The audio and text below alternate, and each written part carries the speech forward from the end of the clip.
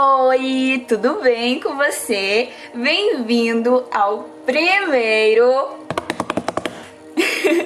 Fala Lari! Sim! Esse é o nome do meu podcast. E aqui eu deixo um agradecimento especial à minha amiga Loise, que me ajudou na escolha desse nome sugerindo. Só que, apesar desse ser o primeiro publicado, ele não foi o primeiro gravado. Então pode acontecer de nos próximos episódios você me escutar falando sobre a dúvida com relação ao nome. Mas vai ficar Fala Lari! E como prometido no vídeo de sexta, onde eu falo sobre a noiva que jejuma, eu ia gravar um episódio de podcast comentando uma experiência pessoal que eu tive com o jejum. E cá estamos nós. Bem, no início do ano eu estava passando por algumas crises e também por uma transição de carreira. Eu sabia que eu queria sair da carreira A, mas eu não sabia qual a carreira que eu queria seguir. Então, tem um pouquinho assim de noção da crise que eu estava passando. Eu só sabia o que eu queria deixar, mas eu não sabia para onde ir. E quando você passa também por uma transição de carreira, você pode ser afetado na sua vida financeira. E a minha estava sendo afetada. E nisso, a ansiedade tomou conta do meu coração.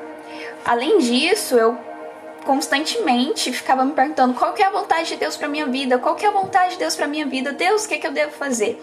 E depois dessa semana de jejum que mudou os meus hábitos, mudou a maneira como eu vivo, eu também descobri o que exatamente é a vontade de Deus. E se você quiser, a gente pode fazer um estudo a respeito disso. Mas além disso, eu, por conta da ansiedade, comia muita besteira, certo? Eu comia muito, eu precisava estar mastigando o tempo todo para me livrar daquela ansiedade. Não digo nem me livrar, porque aquilo não me deixava livre da ansiedade, só fazia com que ela fosse descontado no ato de mastigar. Se alguma das minhas amigas estudantes de psicologia estiverem me ouvindo, me digam, isso poderia ser considerado uma fome nervosa? Não sei. Mas o fato é que eu comia muita besteira, as pessoas no Instagram constantemente me viam postando foto com bolacha. E o pior, quando eu estava ansiosa, eu fugia da presença de Deus.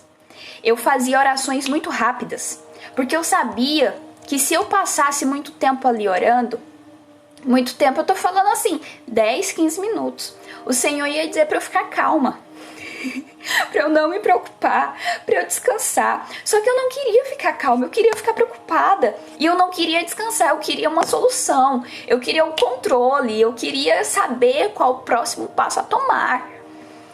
Então, minha situação não estava tão favorável assim. Mas lá na igreja, na nossa mocidade, nós dividimos o mês pelos líderes e cada líder ficou responsável por uma semana para liderar o jejum. E a minha semana de liderar o jejum chegou. E então eu me vi diante da seguinte situação: caramba, eu não posso mais comer o que eu estava comendo. Eu não posso mais descontar a ansiedade na comida. O que eu vou fazer agora? Porque eu tô de jejum. Então eu fui orar. Eu passei aquela semana toda muito imersa na presença de Deus, lançando sobre Ele toda a minha ansiedade. E esse versículo me vinha constantemente à mente. Lançar sobre Ele toda a vossa ansiedade, porque Ele tem cuidado de vós. Aquietai-vos e sabeis que eu sou Deus. Então eu fui pouco a pouco me livrando daquele peso, daquela falta de confiança. Eu fui querendo depender de Deus. E quando eu falo para você depender de Deus, nós precisamos entender que a fé que nos salva não é só acreditar que Deus existe ou acreditar que Deus criou o céu e a terra e fez mais aquilo ali. Não. A fé que nos salva é a fé que nos faz depender do Senhor. É a fé na qual eu me lanço nos braços de Deus e confio e descanso. Tá tudo bem se tá tendo uma tempestade, o que importa é que Jesus está no barco. Tá tudo bem se Faraó tá vindo aqui atrás e o Mar Vermelho tá na frente. O que importa é que eu estou sob o cuidado de Deus e que Ele tem controle de todas as coisas. É esta a fé que nos salva. A fé em Cristo Jesus, essa confiança, esse repousar nele. E durante aquela semana eu falei pra você, né, que os meus hábitos foram mexidos. Quando ela terminou, eu já não sentia vontade de descontar a minha ansiedade em bolacha nenhuma. Na verdade, faz muito tempo que eu não como bolacha recheada. Não sei se, caso você me siga no Instagram, percebeu. Porque eu já não tinha necessidade de descontar a ansiedade. Eu lançava a minha ansiedade sobre Deus. Eu lanço a minha ansiedade sobre Ele. Se eu estou ansiosa pela manhã, no final da tarde, hoje, depois daquele jejum, eu já tô assim: Deus, muito obrigada. O Senhor é o meu pastor e nada me faltará, porque Tu és tudo que eu preciso, a Tua graça me basta. Sabe, querido, o jejum faz isso com a gente. O jejum, ele sensibiliza o nosso coração. Ele nos habilita para sermos barro nas mãos do oleiro.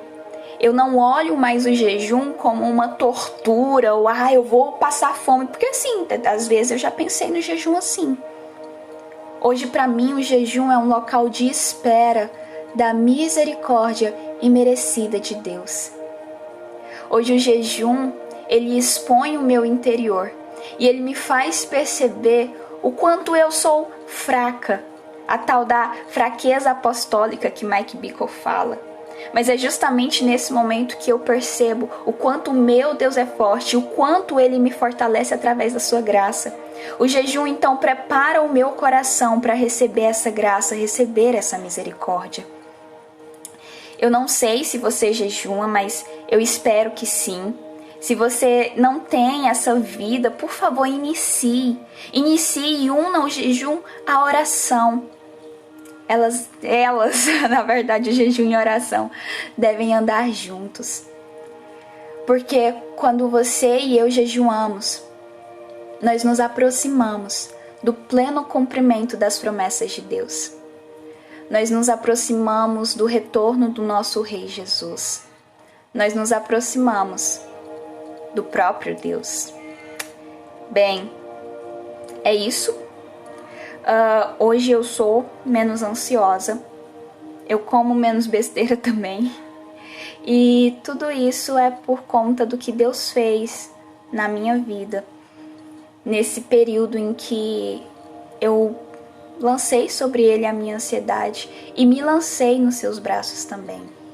Confie no Senhor, independente da situação, porque Ele tem cuidado de você. Muito obrigada por ter dedicado esses minutinhos do seu dia para me ouvir. E até o próximo Fala Lari! Tchau!